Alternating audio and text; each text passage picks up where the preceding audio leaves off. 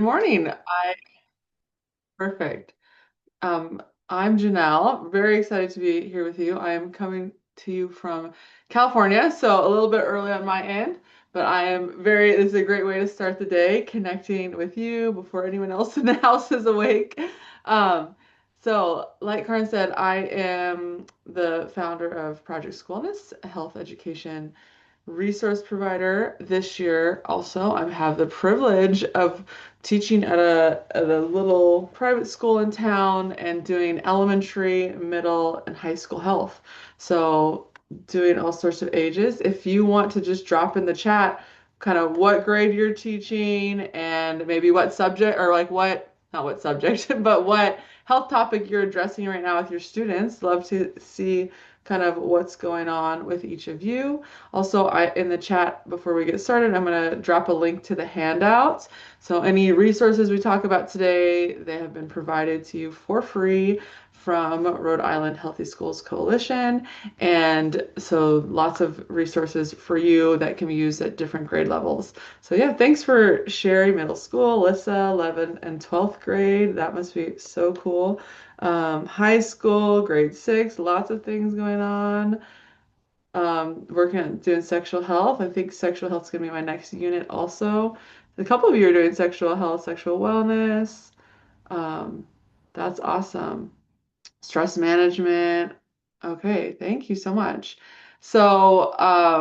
Before we dive in, I always like to do a check-in where we just take a moment to intentionally check into this space. This is a great opportunity also to, if you are able to turn on your camera, just to be able to provide more feedback for me so I can check in with you and also for your fellow teachers. Um, and so what we're going to do is going to unmute in a moment, and you're just going to say your name, and then you're checking in, and that's just our way of intentionally stepping into this space, being present in this space. And so all you're going to say, your name, like Janelle, checking in. Okay? So it'll kind of be a chorus. So on the count of three, unmute, and you're going to say your name, checking in. One, two, three. Karen Liz, checking Melissa in. checking in. Janelle checking in. Perfect. Thank you so much.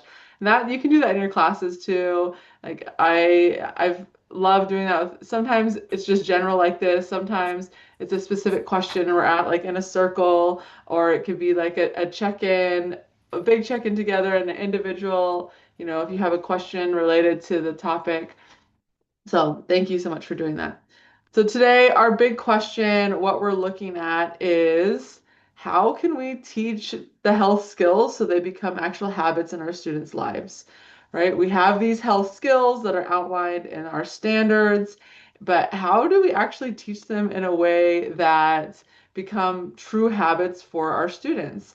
Because, we can often find success in just transmitting content, whether that content be this is how you do, this is what a skill is, these are the skill cues, or that content is you like, okay, I see someone's teaching nutrition, so maybe that content is just this is what a carb is, this is what fat is, this is what protein, this is why you need fiber. But then are we actually turning that knowledge into a habit, and that students are, realizing, oh, I don't need to just focus on fiber. I mean on protein, I also need to have fiber. Or understanding, yeah, we eat for different reasons. We eat because it brings us joy and pleasure. We eat because of connection. We eat because our body needs fuel. So they're also then building this healthy relationship with food. So we want to, how can we take, the health skills and whatever content is and turn it into actual habits in our students' lives so that they're able to manage their well-being?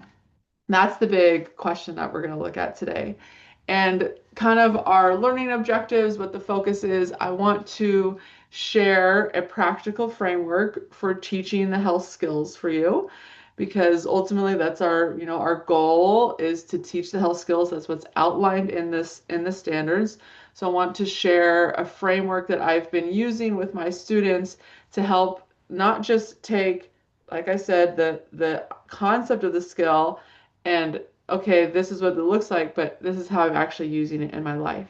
And then kind of connected to this, because there are specific health, like we're not just teaching a health skill. The health skill is our one of the foundations, but we're teaching content.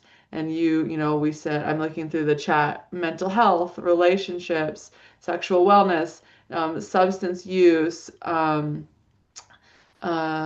stress management, nutrition, healthy lifestyles, all of these different things. So my hope is to show you how you can integrate the skill with, give you a way to show how we can merge these really critical health concepts and themes with specific skills, because the skill is what's going to take it to actually turn it into a habit and into how students are living their daily life, right? We need this merging. And I know that that can be a challenge point. Like, hey, how do I need to teach these concepts like ATOD or substance use, but I also need to teach these skills. How do they come together? And that's kind of what this framework that I want to show you. And I'm going to show you some examples. I'm going to show you 4 examples of how I'm teaching a specific skill with students and helping it become a habit, and then hopefully providing some examples of how you can bring these different topics in that you're teaching. And if you have another idea of like, or a question of a specific topic, like, hey, how do I take this health idea and merge it with a skill, please drop it in the chat, or unmute, ask a question. I'm sharing a framework, but also I always want sessions to be collaborative if you would like them to be collaborative. So please, at any moment, drop a note in the chat. I have it open here, or feel free to unmute and ask a question. So we're going to start by looking at, what is this framework? So the first step of this framework for teaching health skills is to introduce the skill and to help students see where the skill is in real life. Then we share a skill cue along with some other options with the skill cue. So a skill cue, we have it when it comes to teaching a skill. Let's say we have the skill of goal setting. So we have an action word and a skill cue. So the action word is just an easy to remember word that captures the action of the skill, the essence of the skill, whereas the skill cue is this replicable process for practicing the skill. So we have goal setting. Now, what's the most common goal setting? There's 2 pretty common goal setting skill cues. You can drop it in the chat if you know what they are, or you can unmute. What is it? SMART goal. Yes, SMART goal is probably the most famous, most popular. That's an example of a skill cue. Another one is WHOOP. That's another popular one. Okay, so our Project School Wellness signature is a GROW skill cue. So our action word is GROW, and that action word is also an acronym. So GROW is the action word. So the idea behind the action word is that students aren't always going to like sit down and like go through each step, but maybe if we can have an action word or phrase that triggers something, it can help them think about the goal, or sorry, the skill. Whereas our skill cue is get real. So that's the self-assessment, like what's going on, what do I need to change? Reach is where they actually write the goal. So you could actually use SMART goal underneath reach. Outsmart the obstacles, when they're looking ahead, like, okay, these are the potential things that are going to be obstacles. This is what I can do when, X, Y, and Z happens, and then the work. So you can see this is a little bit more expansive than a SMART goal, because a SMART goal doesn't have any space for self-reflection.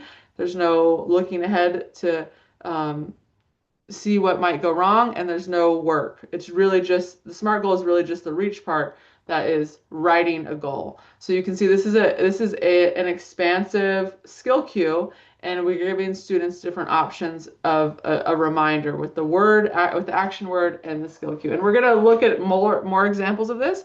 So if it kind of seems like this is a lot, that's okay. I'm going to show different examples.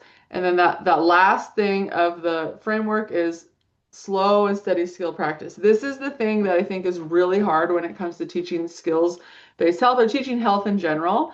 It's not like math where you're just, here's a simple formula and well, maybe it's not simple. Here's a formula, I'm gonna repeat it, and I just have this formula, and it's very like black and white. We're talking about teaching students how to live their life, right? Guiding them, supporting them as they're living their life. That is that is really hard work. If we think about our own lives, when we want to build habits, when we want to change practices and behaviors, it takes so much practice. It takes so many steps back or forward and then steps back. And so we have to mimic this authentic growth in our classroom if we really want students to build habits. So it's very slow and steady practice. And kind of connected to that, just a few reality checks. It's like it just takes a lot of time to build a habit. Students, we can have, these really great outline of skill cues, but rarely are they going to actually sit down and do each step, even with us, right? We probably, when we think of something we want to grow at and do, we're not sitting out and writing a SMART goal. Often, maybe if it's part of like a professional learning, um, like growth goal, and it's part of your yearly, your yearly like PLC work or whatever, then maybe you are. But like when we think about things, we kind of just like, yeah, I want to do that. And we have our own method for it. And so we can have an ideal, but then we need to be practical that like students are going to find their own way. So how do we take this clear cut step by step and then create space where they can make it their own. And then sometimes we just need a simple reminder, like an action word, like just to pause for a second and think and then do a skill. Okay, so 4 skills. This is what we're going to focus on today. We're going to look at how examples of how you can teach 4 different skills, 4 different ways using using this framework. Okay. But first, we need to just pause for a second and look at the BEST model. BEST model is a health framework. So a health framework is like a map showing us what a healthy life looks like, whereas the health skills show us how to live a healthy life. That's like our guide. That's our GPS. It's our step-by-step guide. So again, a health framework. This is having a health framework that grounds all of our learning with students is vital because without it, this idea of health is very abstract. It's all over the place. So it's not, we need to give them a clear visual that grounds their understanding of health. So examples of this is like the wellness wheel. Oh, it wasn't spinning yesterday. I don't know how I got it to spin. So the wellness wheel is very common. I've used it for a long time. I love how comprehensive it is. That's a great example of a health framework. We also have the health triangle. It's simple but comprehensive, easy to remember. So at Project School Wellness, our signature health framework is the BEST model. And this is where I start all of our learning and health with. It starts with this because it takes that abstract idea of health and it gives students a very clear understanding of what health looks like in their life. And so a couple reasons why we've opted for this BEST rather than using the wellness wheel or the health triangle. You can use whatever works. I prefer to use BEST because it's an acronym and it's very easy for students to remember so they can recall these areas of their life very quickly. And it gives them, well, we're going to do an activity in a moment where you can see how it gives them a very clear way to assess what's going on and to check in and to manage their well-being. So the BEST model divides our well-being into 4 areas: our body, our physical self, our environment, so our surroundings, everything that is around us. Of course, nature and all of that, but also just like the space, your classroom, my office, your school, your community, all of that. Then our self is our internal being, so our emotions, our mental and emotional well-being, our values, our identity, purpose, and then our ties, which is our community, our connection, our people, where we belong. And the word best also is great because it triggers an emotion with students. Not, there's no stress like you have to be perfect or you need to be elite, but it's just like that idea of like, yeah, I do want to live a good life. I want to be intentional. So having the word best, it elicits an emotion. It also is very easy to remember. So I use this with elementary, middle, high school, and all of my kids, from like 5 years old to 17, 18 years old, they can easily recall what each dimension represents. Whereas with the wellness wheel, 15 years after teaching, I'm still like counting and I'm missing something. So it's very comprehensive, but in practical use as a tool to like check in with our well-being, there's a lot going on. So that's why we use BEST. And again, it just takes this abstract idea of health and gives a very tangible. So first resources that you have available the on the handout, which hopefully everyone got, I'll drop it again, um, is best model learning stations where students are figuring out what does the best model look like in their life. All right. So any questions about the best model? Or the idea of having a health framework. Again, for me, having a health framework is the most basic foundation because it just grounds the health skills in something very concrete. It makes them relevant. And also, not even just with the health skills, if we go back and we look at, the different concepts that you are teaching right now, so like nutrition, we look at something like nutrition and this also gives students more clarity of how does nutrition connect to my overall well-being? Well, obviously it fuels our body. Our environment is going to impact what we have access to. What's around us influences what we eat or what we don't eat. The reality that like human connection exists at the intersection of food and people, and which is our social ties. And food impacts how we feel. It impacts our emotions. Brings us joy. We can have really complex relationships with food if you're talking about disordered eating. So you can take this can really help take any concept or theme that you're dealing with students, and it gives another level or another way to ground your teaching in a way that students they can see how, oh, this is relevant to everything in my life. This is relevant to the things I care about. This is relevant. And it just gives more clarity to students. Okay, so again, 4 skills, 4 examples. We're going to start. I wrote these out in order of like numerical order, but we're going to actually start with standard number 7. So standard number 7 is self-management, demonstrating practices and behaviors that support well-being of self and others. And so from my point of view, standard number 7 is like the overarching skill, and all of the other skills support our ability to manage our well-being and to have these practices. So we have self-management, and then analyzing influences, making decisions, communicating, advocating. All of these different things are what supports this. So the goal with standard number 7 is for students to intentionally be able to take responsible of their personal well-being. So we have this framework, so let's look at what this framework looks like. So step 1 of the framework is we want students to see we want to introduce the skill, and we want them to see where is the skill in their real life. All right, so an activity you could do with students is you could literally have them just do like a brain dump of, okay, what are all the big things impacting how happy you are, or like your mood today or this week? And they write it out, and then you can just have them sort like, okay, so how would you sort these? So let's say they've had really bad sleep this week. That's something they wrote down, and they've been really moody about that, or they've been sick. So then they could, classify that. Oh, that's part of my body. And then maybe they're like, oh, I had so much fun on the weekend. I went to my friend's house. We did X, Y, and Z. Okay, they can sort that into social ties.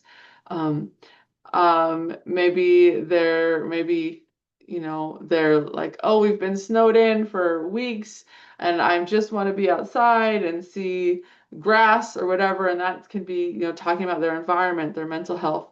So you can have students, the goal, like the first step for whenever I introduce students to a new skill is always how can we show them that it already exists in their life?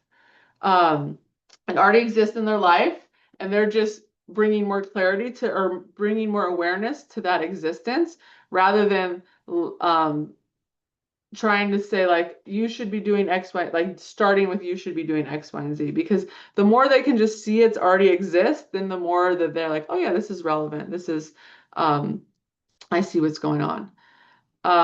Again, so this is an example of like kind of a breakdown of, I hope that's not too small. There is a link to the Canva in the handout, but so some examples of maybe what's going on in students' life that relates to each of these areas. So like their B body is like their fitness, their physical activity. And this is also could be units you're teaching, like body image and body neutrality, hygiene, sleep. Those are all things that relate to the body. So students already have all of that going on in their life, but we can use the best model as a way to just introduce them to connect the dots of how they're already looking at their health, how they're already navigating their health, right? Environment, just the general environment, consumerism, social media influence. What impact are we having on the environment? What are, your cleaning habits for your room, your chores? Are you spending time outside? Then for self, we have emotional regulation, mental health, identity, values, ATOT or substance use, whatever title you use. And social ties is our communication skills, social media, healthy relationships. Can we collaborate?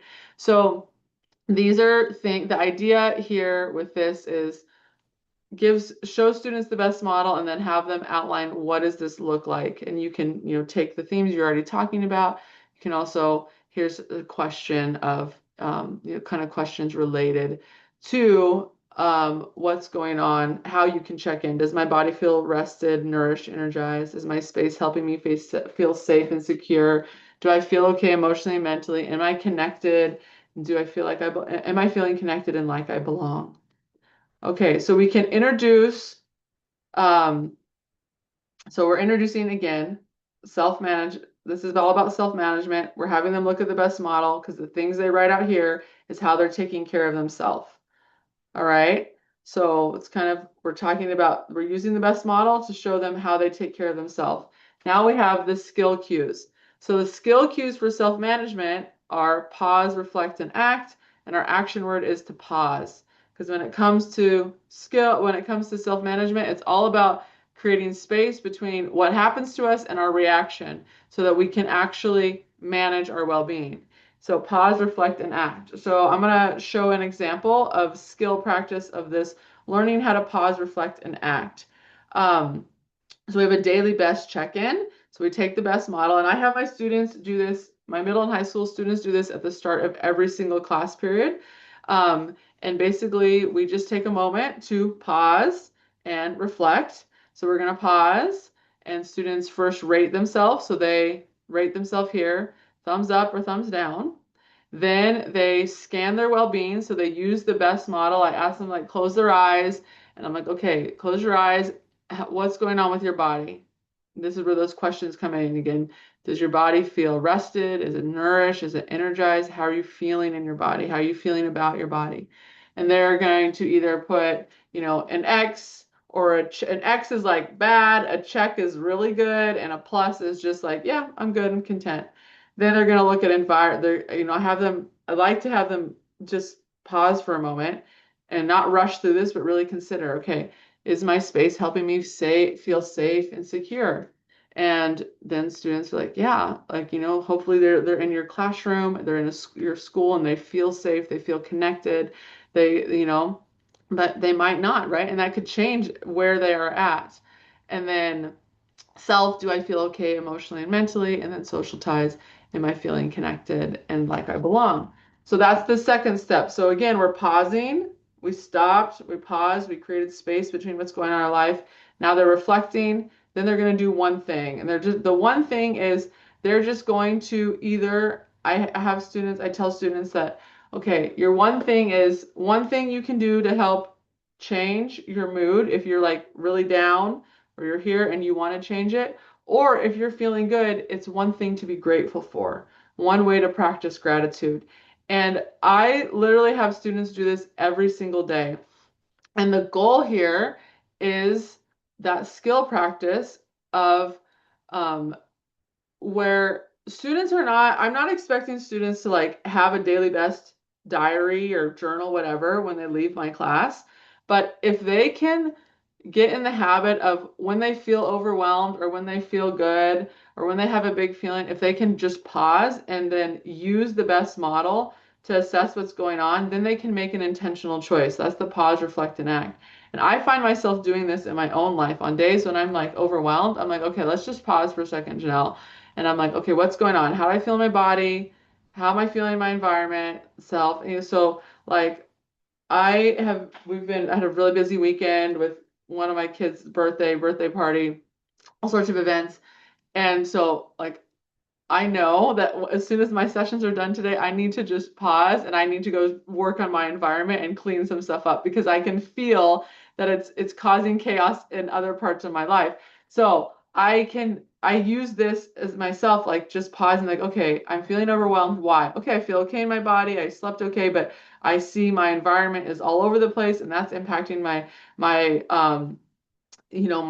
emotions, my mental health, and then like, things are good with social ties. So I know it gives me clarity of what can I do to shift my mood to feel better.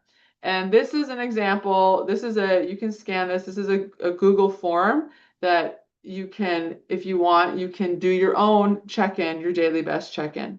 So this, to me, the daily best check-in is one of the absolute easiest ways to help students learn how to manage their own well-being because we're just creating space so that they can actually stop and they can reflect and then they can make an intentional choice.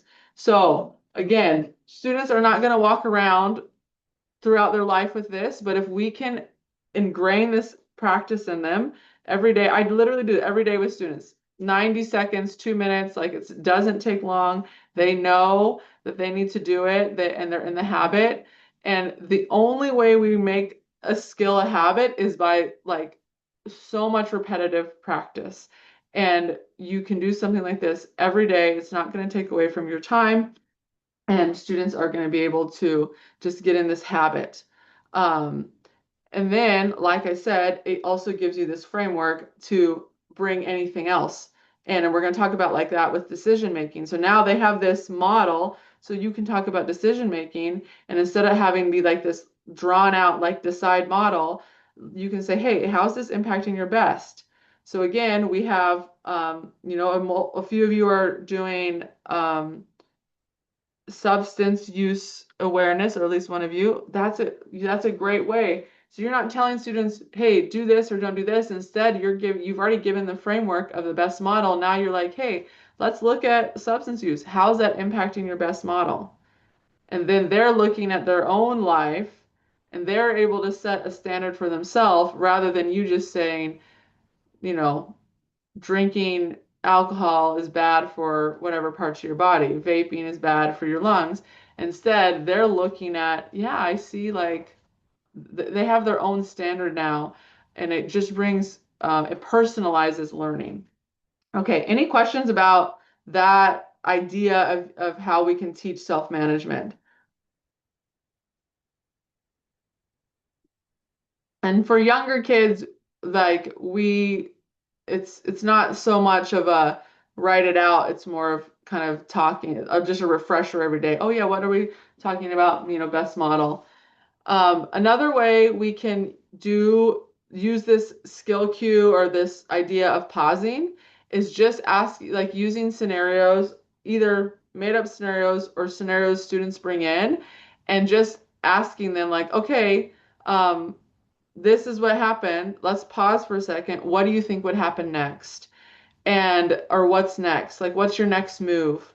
And just again, what with students that for self-management and like practicing healthy habits, practicing health enhancing behaviors, it's all about can we create space for intentional action? Um, so maybe let's say this example, you're at home on a Friday night when you get a text saying there's a party, people are drinking, you should come. Your parents think you're staying in for the night. Okay, so we can ask students now, what are you going to do next? You're pausing, you're not just reacting, what's next? And they can talk about what are they going to do next? Are they going to practice a refusal skill? Are they going to lie to their parents? Are they going to be honest with their parents and have some sort of a deal with their parents? What is it? And now that can just be a conversation. Because the other thing is when you're teaching like middle, especially high school health, like they're making big decisions for themselves, and sometimes we just sit and listen and let them work through it, but giving them this simple process of, okay, let's not just react and go lie to your parents. Let's pause and see what could happen next. So if anyone would be willing to kind of role play this a little bit, Kind of the second one, two of your friends get into an argument and both start texting you, asking you to take sides and tell them what the other one said. So what do you think, like, how do you, if you were asked, if you gave that scenario to your students and you asked them, like, okay, before reacting, we're gonna pause and like, what would you do next? What do you think your students would say? What do you think, or what do you think they'd realistically do in that scenario? And what do you think they would say, like, is the ideal way to respond? If you want to unmute and share. Or unless this is confusing, also please provide that feedback.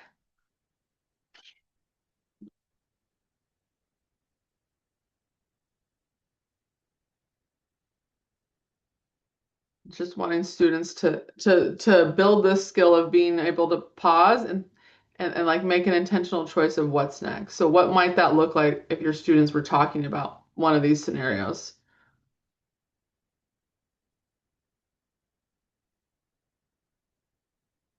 Okay. For which one, Mike? The side model you're saying for the first one?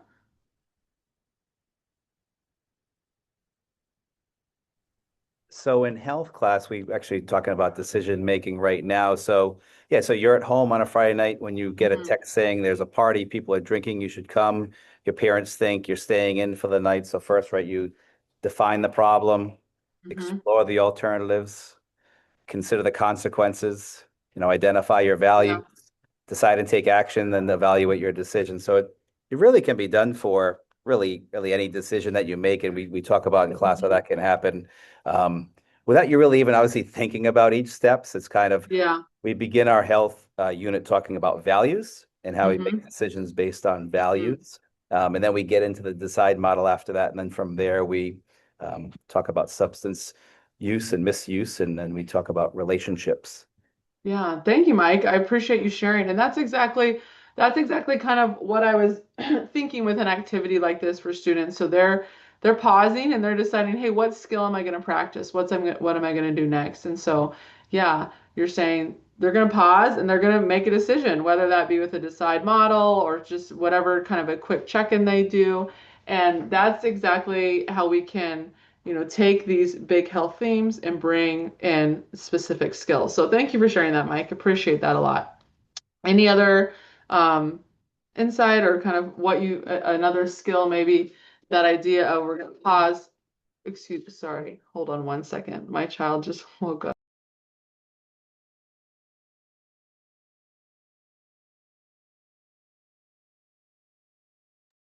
I'm so sorry about that. Um, okay, so then we have the assess the skill. How do we assess the skill? And this is the big question that we have. And I think I think often we do like kind of think we need these big projects or these big assignments. But oftentimes those projects and assignments show more that the student understand what the skill is rather than can they actually use the skill in real life. So when it comes to standard or when it comes to assessments, I like to keep things simple and just think asking like answering the question of can the student use the best model to self-reflect and build self-awareness. So really it's like having just the daily best. Can they use that to actually self-reflect? Can they build self-awareness? Self-awareness is a huge part of health, and it's kind of missing completely from the health standards. And so how can we bring that in different ways that still connect to the health standards? And then can students pause and define what they need and what they can do next? So again, it's we can do a big project, but it's also but ultimately we really want to know can students practice this habit? Or can students practice the skill in a way that turns into a habit? And so really simple assessments of here's our best model. Are they filling it out correctly? Is it thoughtful? Is it mindful? Is it genuine? And then can students define in this situation, this skill connects to this situation, and this is what it looks like. So, kind of a simple assessment in the sense that it's a simple question, but it's not as easy as just doing like a test, right? Or having them do a group project. We want to have them actually show they can use it in real life. Okay, the second second skill we're going to look at is analyzing influences, which is um, Standard number two. So the goal here is we want students to be able to identify when and how they're being influenced. We also want them to be a good influence. We tend to focus on how is the student influenced, but we also want to focus on how are they influencing. And I put emotionally neutral here because I think that when we talk about analyzing influences, it's very easy to come from a judgment point of view, and we want to know who are your bad influences, don't engage with this influence, engage with this. But really, we are being influenced all of the time, and it's it's just the reality of life, right? Like I watched a TikTok yesterday about a pizza at Trader Joe's, and then after school, I went and bought that pizza. Like I needed food. I don't want to do a big cook. I mean, I don't want to do like a big recipe or something. And so it wasn't like, it wasn't necessarily good or bad. It was just, yeah, I saw that and I wanted, like, I got hungry, I wanted it, and I needed food, so it was not really a big deal, right? If I start drinking my water bottle, maybe that is like, oh yeah, I should drink my water bottle. You're being influenced. And that's okay. It's all about just building awareness. So let's look at how can we teach this. Okay, so that first step is skill introduction. What does a skill look like in real life? So an easy thing I like to do with students is I just either print off pictures or have on the screen pictures, and I just ask them, okay, the first thing we're looking before we dive into the skill of influence, we're just looking at feel, think, and act, because analyzing influences is all about understanding how a person or a thing impacts and changes how we feel, think, and act. So if we're looking at these delicious looking chocolate chip cookies, what is this making us feel? What is it making us want to do? What is it making us think about? You can unmute and say something or drop it in the chat, like, um, what is it? Yeah, what does it make you want to do? Feel, what does it make you feel, think, and act?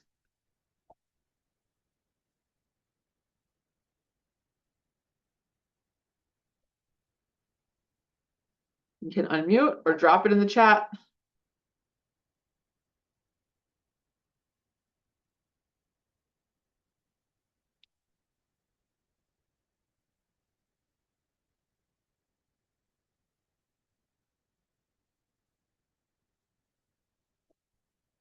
Yeah, okay. Makes you hungry, makes you want to go eat these or make some, just deliciousness and that happiness, or maybe like a little jealous. It's making me feel hungry. I didn't eat breakfast yet, so actually it's making me feel quite hungry. Um, I worked hard to find a really good looking cookie for this one to hopefully influence you. Okay, we look at a picture like this. This is a picture in Greece. Does this make us like long for spring break? Does it make us stressed? Like, oh, I gotta, save some money so I can go on this trip. Does it make me, does it make you pull up the Google flights and see, oh, how much would it cost to go? Bucket list, yeah. Excited to travel somewhere beautiful. Does it make me, I went to Greece with my sister-in-law a few years ago for her 40th birthday. Like, so it also makes me feel like nostalgic for that trip and feel connected. Yeah. And then we have a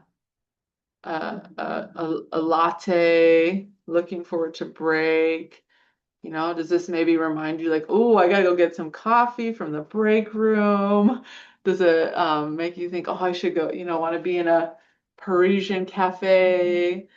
What does it make you feel, think, and act? So this is, I should DoorDash. I like that. Um, so this is a really simple way to just show students how they're already being influenced. And obviously whatever I tried to pick pictures that would be relevant to teachers, but you could pick, use pictures that are relevant to your students, and have them just think about it. So because again, we're just want so much of effective health education is just building awareness. How am I already being influenced? Where are these influences at? How are people and things impacting how I feel, think, and act?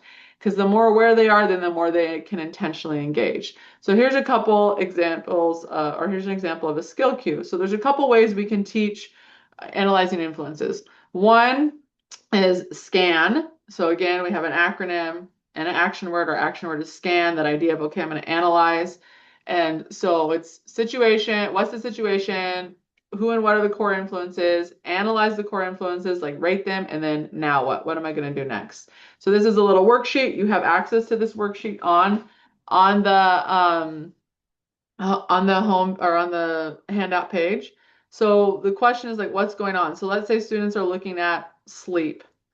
Okay, what the second one is what and who and what are the core influences? Okay, so have them think about sleep. What's impacting sleep? Well, my phone, my book, texting with my friends, watching a movie late, watching a game or something late, practice, clubs, homework, whatever it is. These are all the things influencing their sleep. And then they're gonna step three, analyze. Okay, they're gonna like give it a little plus or minus on is it a good, helpful influence? Is it harming? And then kind of what's next? What's my plan to do next? So that's one way you can have students like work through analyzing influence. It gives them a framework. And that's if you kind of have a theme they're looking at. So maybe it's looking back to what you posted earlier, like, maybe it's mental health. What are the things impacting their mental health? Maybe it's substance awareness. Maybe it's stress management, nutrition, whatever it is that you are dealing with. You can bring any content and connect it at any this is what the thing I love about skills based. It doesn't matter what health topic you're talking about, you can bring any skill in. Another way you could teach analyzing influences is simplifying to just scan what are your feeling, thoughts, and actions right now? And then asking them what's impacting those. That's one way you can use just the action word of scan and that idea of feeling, thoughts, and actions. So you could have them talk about right now, like, okay, how are you feeling? Or what are you thinking about? Maybe they're really analyzing or stressing about something, or what are you doing? It doesn't have to be all three of them, it could just be one of them. Another way you can have them analyze their influence is how does X impact my feelings, thoughts, and actions, right? So maybe they choose a specific influence and you can use the influence report card. So they choose a specific influence. So, for me, maybe it's like TikTok or it's a friend, like my sister-in-law, she lives nearby and we hang out often and often are influencing each other to do different things, right? Join this race, buy this, do this activity, whatever it is. So you could write a person, or maybe students have a content creator they're really fond of, and they consume a lot of their content, and have them really think about, okay, how does it make me feel, think, act, and then the overall impact. Another so those are the different skill cues and the different like worksheets you can do and different ways you can have them analyze the influence. And one thing I realized the longer I teach analyzing influences is there's so many ways to teach it, right? You can focus on an influence or you can focus on a situation. Um, and then you can have, little comments of like, hey, what's got you feeling like that? What kind of motivated you to act that way? It's very expansive. And for students to be able to analyze influences well, we kind of just got to bring little moments wherever we can, right? So once they have the foundation of analyzing influence, then we can just, try to connect it to anything. Now, we're not going to have time to do this activity virtually, but I just want to share it with you because it was a really fun activity I did with students as another skill practice, specifically looking at social media influence. I used it for social media influence. You could use it for anything in general. So this is capture the flag. So there's there's 6 questions of influence. And students need to identify, who or what influenced me to buy something, who or what influenced me to try a new hobby, to wear a specific outfit, to think about something from another point of view, a different point of view, to build a new habit, to watch something, read something, whatever. And so students are trying to collect each flag. They're trying to capture each flag. So once they name one of these things, they this is this is kind of the example from a whiteboard. I printed it on Post-its. They take the Post-it and then they put it with their name. And then when they get the next one, they put it with their name. And so this was fun because this isn't bad or negative, or like it's not good or bad. There's no wrong or right to it, but it's just students being able to identify oh yeah, I got influenced to do this. Oh yeah, I started, reading this book because I saw this person reading it at school or on the bus or whatever. Yeah, I saw this cute outfit and I tried to replicate it. So it's just about skill practice. They're building awareness. They're analyzing and becoming aware of these influences. That was a really fun activity. I did that with my university class too, and they loved it. Um, and then again, another skill practice is those worksheets. So takeaway, we want students, when it comes to analyzing influences, we want them to be able to scan what's going on and just really think about what's impacting how I feel, think, and act. So we're trying to take, trying to bring the skills to like really digestible pieces for them, and then you can just, you could use 2 minutes to check in, feel, think, and act. You don't have to always go back and do the big worksheet. And this is how we do that last piece of practice, like slow and steady practice, practice, practice. And when it comes to assessing, we're checking in like, can they define who and what actually influences them? Can they define actually how those influences are changing how they feel, think, and act? Can they influence other people? Can they make mindful decisions about how they engage with influences? So again, we could do a big project that is like analyzing an influence, but that's just them being able to share the concept of it, but can they actually practice it? So when it comes to, that's the question I ask myself when it comes to assessment. Can they actually practice the skill in a way that's like building a habit? And that's going to look different, right? If you're in middle school, maybe it's more just about the concept of the skill, but when you're in high school, it's really, can you do the skill? Can you use it effectively? All right, next skill, we have decision making. So we want students to be more mindful decision maker, want them to consider their holistic well-being. So starting with that first skill intro, an example, something you could do is just a decision brain dump. So students literally, decision I make today, each of them would add to this. And they're just making a list. You could give them a number like, okay, 15 decisions you made in the last week. And then, it could be anything. So we just want them, again, it's just the skills in real life. We want them to see where these skills exist. So we want them to see, and if you want it to be about something specific, maybe if it's, about nutrition, you're like 15 food related decisions you made in the last, day or week, whatever. Um, and then another example of a skill of like skills in real life. This is a fun one with students. They rank the decision. So this might be a little bit small, but there's just random decisions and they rank them in terms of a quick and easy decision or needs time and consideration.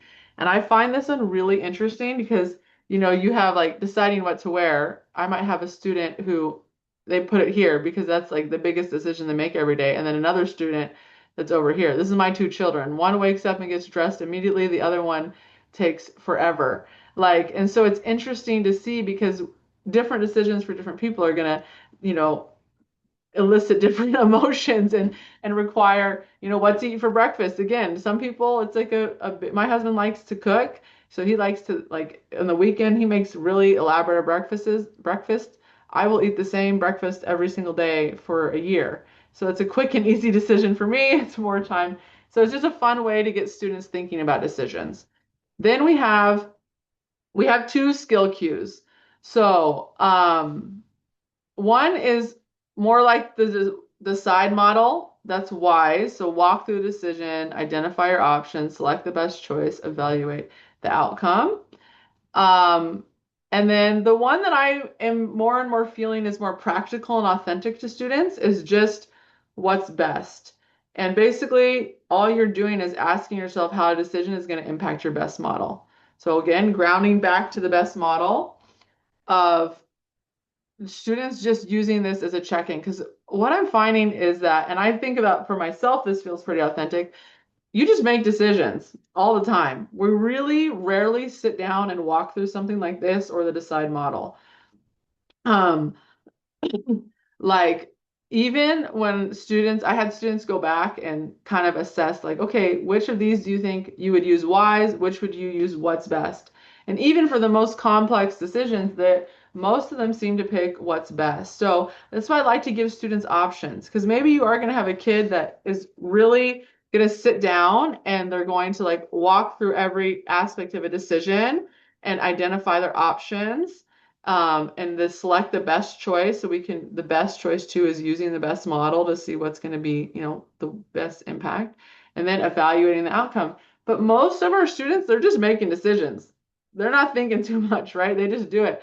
And so I think the more simple we can make a skill, the easier it is for students to actually practice some element of it. And that's why I love this model of what's best, because it's literally just, hey, you have your best model, let's think about it. Okay, we can go back to, some of those decisions.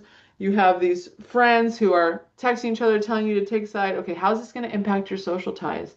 How's this going to impact your well-being? Are you going to feel like yourself, your emotions? Are you going to feel guilty? Are you going to feel, would you feel betrayed if someone did that to you? Those different types of things.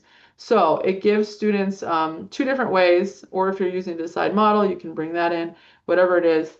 But the best model definitely helps with that assessment of how's a skill or how's a decision going to impact you. So skill practice. So these were our skill cues. When it comes to skill practice, you can have students just, again, like I said, have them sort which one is going to be wise, which one is going to be what's best, which one requires, you know, really maybe input from others, which one you just make a decision on your own. And then this is just two worksheets that you can use with students, and you have links to this too. So, what's best? Just giving students some questions to check in with. Will this help my body feel good and be strong, be rested, energized?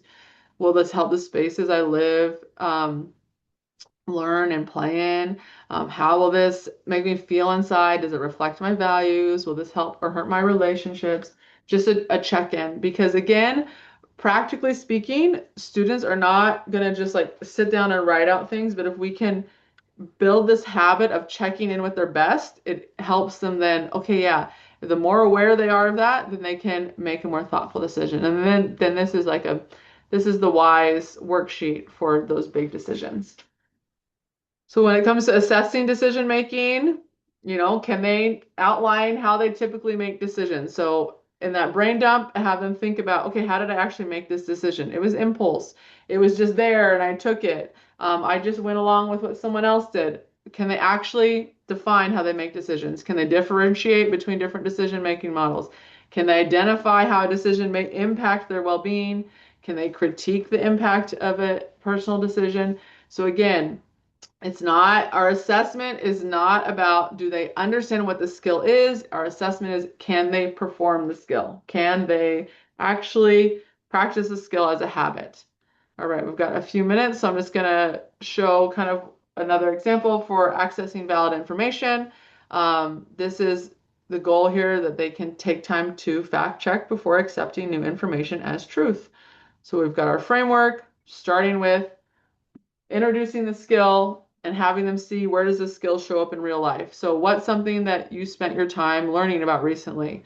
So that's, you can add this, what you've learned about. So I actually had this conversation in high school the other day, and students were talking about, one of them was like wanting to go hike Mount Whitney or something. I don't know. It was like there was all these random things. Another one was talking about, they're like, I have a group of kids who are like they're like wrestlers. I think they were talking about protein and fiber. So they had been looking at videos, whatever it is. Right now I'm running like a bookish Galentine's Day activity at a local store in a few weeks. So I've been like looking at I'm doing a book bedazzle. So I've been watching all these videos about book bedazzling, things like that. So, we learn about random things. And so this is a great way for students to check in and see like, yeah, like I'm accessing information because I'm learning about things. So it's totally related to whatever's going on in their life. But they're seeing, oh yeah, I'm accessing information. So next, the skill cue. We have the prove it skill cue. Prove it is our action phrase. And so again, even if they're not going to work through the steps, we want them to at least have this idea like, yeah, I need to actually make sure something's true before I just accept it. So why was it created? Was it created recently or reviewed recently, updated recently? Is it objective? It's not using big emotion to try to get you to do something. Back to the purpose one for a second. Really is how is this trying to make money? How is it making money? And that's like the big thing. Students need to understand that like everything is making money. And so all of these things kind of connect to that purpose. And then back to V is can we verify this information and are they a true expert? So is it so that's hard because they see a title like, oh, it's a doctor, but maybe it's someone with a PhD talking about a PhD in English and they're talking about nutrition. And that's not relevant. Or maybe it's that they're actually a medical physician, but they are an OBGYN talking about dermatology. And so we need to make sure that not just there's the right title, but there's an authentic, genuine expertise, there's work experience, all of that. So then that last piece of the thing is a slow and steady skill practice. So this is like a media expedition for students. So first they're just looking at, okay, these are the different reasons and purposes for media: to educate, to inform, to entertain, to advertise, monetize, to influence you to do something or feel something, believe something. So this is just an exploration where students are really learning to understand what's going on. And then Mike, thank you. Okay, we got wrapping this up. Thank you so much, Mike, for coming. And then another example of prove it. This is walking through each of the steps. Another skill practice is just this prove it, check it checklist, and having this somewhere so students can just think quickly, like, yeah, is this real? Like, is this genuine? Should I believe this? All right. And then again, the assessment is all about can they actually practice the skill, not what it is, can they actually practice it? And I know you all are in your school day, so I'm going to wrap it up with that. But please check out if you are looking for more skill resources, you can check out Project School on the site. And I hope that this just gave you some ideas of how you can teach the skill and how you can bring whatever content it is you're teaching into talking about the skill. Because ultimately that's the whole goal, right? The skills are the foundation, but we have to help students, or the goal is to help students be able to practice these skills in whatever it is they're dealing with. And those skills they're static. The health issues are dynamic, but the skills are static. So thank you so much. I know we're right at cutoff, and so I don't know if you have classes you have to go teach right now. If you do have a question or anything, feel free to unmute and ask, or you can email me, connect with me at Project School Wellness at any time. I really appreciate you taking time out of your class today to join us, and I hope that was helpful. And definitely check out the handout because there's a ton of free resources provided from Cairn and Rhode Island Healthy Schools Coalition. So hopefully those are some good lesson plans, interactive activities that you can do with your students to help make the skills really practical in their life and turn them into habits.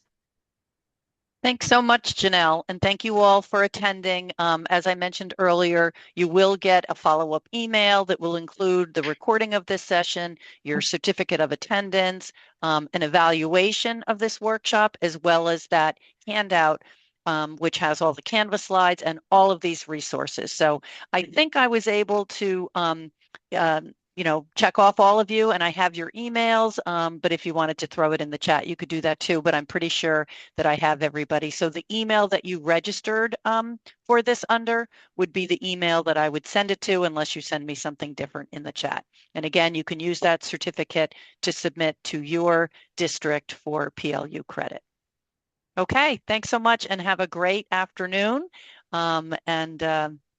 Yeah, and a good weekend. We did talk about the weekend. We had some Patriots fan in the last secondary session we had last night, but Janelle is living close to the Pacific Northwest, so she's got some Seattle fans in her My environment. brother-in-law. So thanks, everybody.